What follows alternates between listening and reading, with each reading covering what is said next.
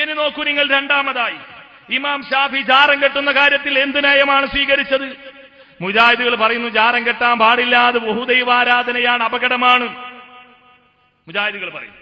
എന്നാൽ ഇമാം ഷാഫിയെ തഖ്ലീദ് ചെയ്തുകൊണ്ടാണ് ഞങ്ങൾ ജീവിക്കുന്നത് എന്ന് പറയുന്ന ആളുകളോ, അവര് ജാറം കെട്ടുന്നു. അപ്പൊ ആളുകളുടെ ധാരണ ഇതൊക്കെ ഷാഫി ഇമാം പറഞ്ഞു കൊടുത്തതാണല്ലോ, ഷാഫി ഇമാം പറഞ്ഞു കൊടുത്തതാണ് ജാറം കെട്ടാൻ. എന്നാൽ ഇമാം ഷാഫി എന്ന് പറഞ്ഞു? അദ്ദേഹം പറയുന്നു ഇന്നമാ ഉഹിബ്ബു അൻ യുസ്ഖസ അലാ വജ്ഹിൽ അർളി ശിബ്റൻ ഔ നഹ്വഹു. ഒരാൾ മരണപ്പെട്ടാൽ അദ്ദേഹത്തിന്റെ ഖബർ ഭൂമിയിൽ നിന്ന് ഒരു ചാൺ ഉയർത്താനാണ് ഞാൻ ഇഷ്ടപ്പെടുന്നത്. വഉഹിബ്ബു അല്ലാ യുബ്നാ വലാ യുജസ്സസ. അത് കുമ്മായമിടുന്നതും അത് കെട്ടിപ്പൊക്കുന്നതും ഞാൻ ഇഷ്ടപ്പെടുന്നില്ല. വഉഹിബ്ബു അല്ലാ യുബ്നാ. അത് എടുക്കാതിരിക്കലിനെയാണ് ഞാൻ ഇഷ്ടപ്പെടുന്നത്, കെട്ടിപ്പൊക്കാൻ പാടില്ല. വലമ്മറ ഖുബൂറൽ മുഹാജിരീന വൽ അൻസാരി മുജസ്സസ.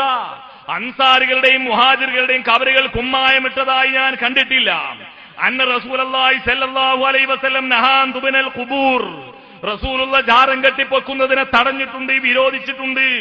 വഖദ് റഅയ്തു മിനൽ ഉനാതി മൻ യഹ്ദിമു ബിമക്കാ മാ യുബ്നാ ഫീഹാ. മക്കയിലെ ഭരണാധികാരികൾ അവിടെ കെട്ടിപ്പൊക്കിയ ജാറങ്ങൾ തല്ലി തകർക്കുന്നത് ഞാൻ കണ്ടിട്ടുണ്ട്. ഫലം മറൽ ഫുഖഹാ യഈബൂന ദാലിക. ഒരൊറ്റ പണ്ഡിതനും അത് തെറ്റാണെന്ന് പറഞ്ഞിട്ടില്ല.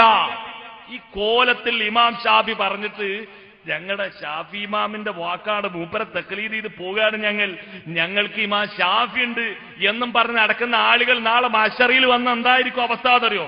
ആ ഷാഫി മദബാരൊക്കെ എണീറ്റാട്ടെ, സ്വർഗത്തിക്കാൻ പോയിക്കാത്ത ഇവരുടെ വാക്ക് കേട്ട ആ രൂപത്തിൽ അള്ളാന്റെ ഒരു ഡയലോഗ് ഉണ്ടാവും.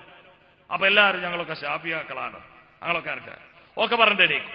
അപ്പൊ ഓരോരുത്തരോട് നീ ഷാഫി മത പ്രകാരം എന്തൊക്കെ ഷാഫിമാ പറഞ്ഞു? ഷാഫിമാൻ ജാറം കെട്ടിപ്പൊക്കി വലിയൊരാളെ ഉയരത്തിലുള്ള നിലവിളക്കൊക്കെ കത്തിച്ച് തിരിയൊക്കെ വെച്ചിട്ട് അവിടെ കത്തിക്കാനും പെണ്ണുങ്ങളൊക്കെ വന്നിട്ട് അവരെ തലയിൽ കൂടെ കൊടി ഉയ്യാനും ജാറത്തിൽ സുജൂദ് ചെയ്യാനും അവിടെ കിടക്കാനും എന്തൊക്കെ അവിടെ മണ്ണ് തിന്നാനും ഒക്കെ പഠിപ്പിച്ചിട്ടുണ്ട് ഇമാം ഷാഫി എന്ന് പറയുമ്പോൾ ഇമാം ഷാഫിന്റെ അവസ്ഥ എന്തായിരിക്കും?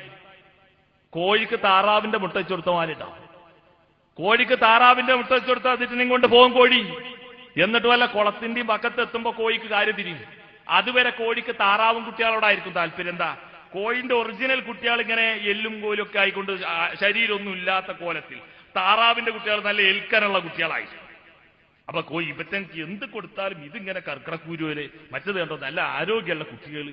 അവസാനം ഒരു കുളത്തിന്റെ വക്കത്തിൽ കൂടെ കോഴിയും കുട്ടികളും പോകുമ്പോ താറാവിന്റെ കുട്ടികൾ വെള്ളത്തിലിറങ്ങിയാണ് നീന്തുമ്പോ കോഴി പറയും സുഹാര ജല്ല ജലാലും ഇതൊന്നും നിന്റെ കുട്ടികളല്ല മക്കളെ എങ്ങോട്ട് പോരെന്ന് പറഞ്ഞാൽ ആ പീക്കിലിയാലെയും കൊണ്ട് പോയിയാണ് പോകും.